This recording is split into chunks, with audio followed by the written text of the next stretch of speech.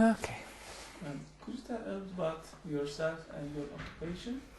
My name is Ted Streuli, and I'm a journalist, and I'm the managing editor at the Journal Record here in Oklahoma City. What were your expectations from the trip to Turkey? Um, I expected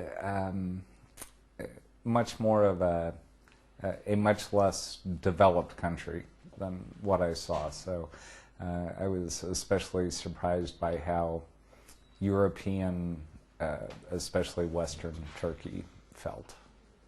How about the people, and then the character or behavior of people? Do you have any expectations at all, or does the actual behavior challenge your previous opinions? I don't think that I really had any expectations ahead of time. So I guess I tend to think people are people, and that's pretty much what they turned out to be. Okay. And have you ever hesitated for a trip at all? I didn't at all.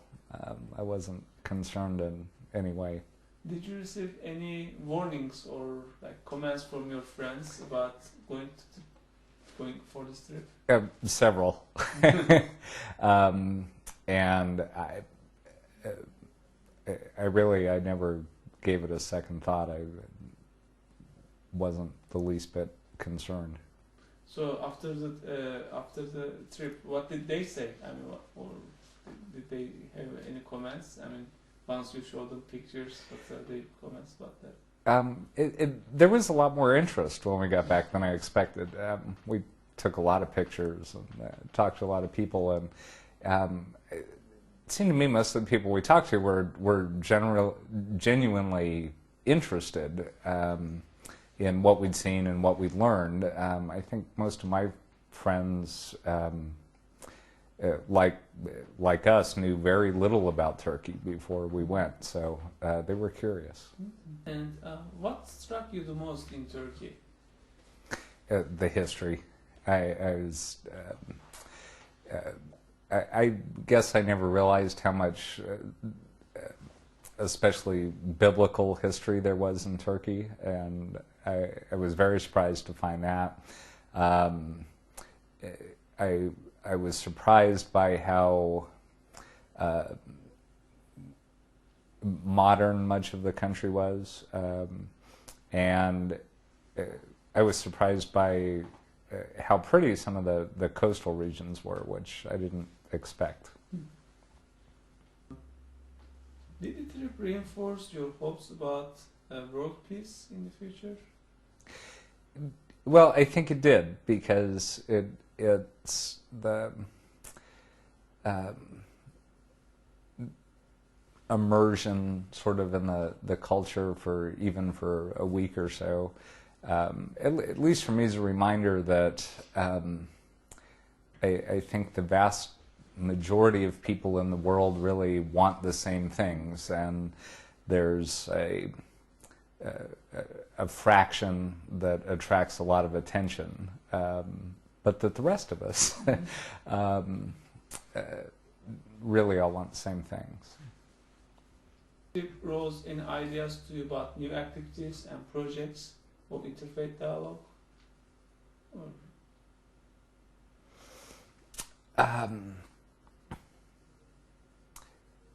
Not specifically, but we talked a lot. We certainly hope it continues to grow. And did the trip help anyhow to reevaluate yourself, or to go back to yourself and have any impact on your on you?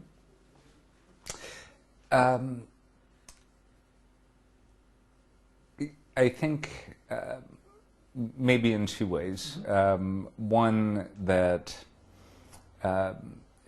there was a time for me many years ago in college when I spent a lot of time studying other religions, and but that was a long time ago, and I've kind of gotten away from that. So it sort of revitalized or helped me remember some of what other faiths are all about, and how similar most of them really are. And I think, too, it was valuable for me and got me thinking about how different cultures and lifestyles are, and that they're not better or worse, just different. And I believe you visited some schools inspired by Mr. Gulen. What are the impressions of them on you? What do you think about them? Well, I was impressed with the academic goals and successes. They seemed familiar to me. They were similar to some of the schools I went to, only with an emphasis on sciences rather than arts and literature. But certainly got the impression that it was dedicated group and getting a lot done. Mm-hmm. And,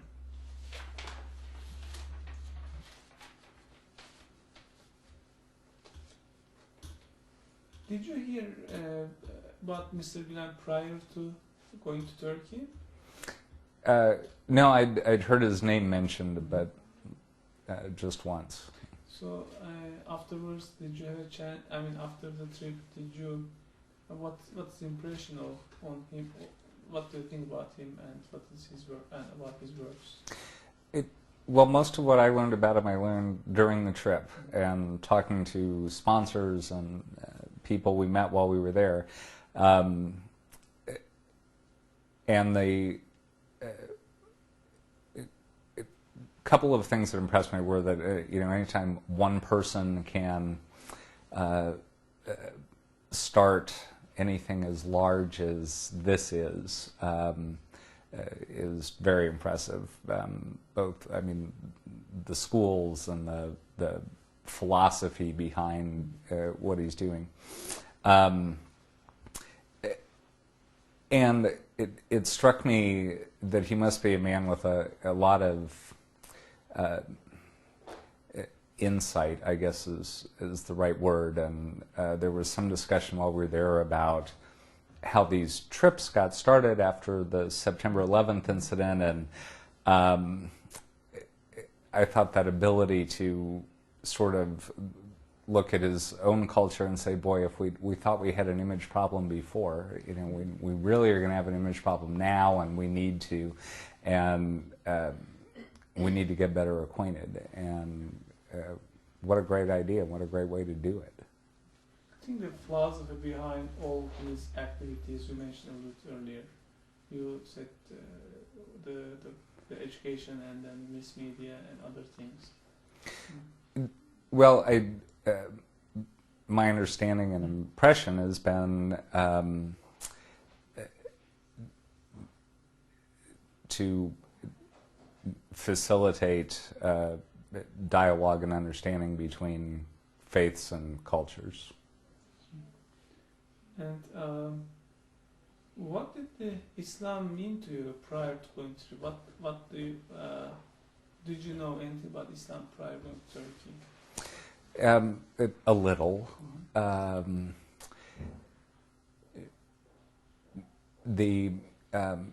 I guess I knew some of the basics, but studied in school, and I'd never been in a mosque. I'd never seen it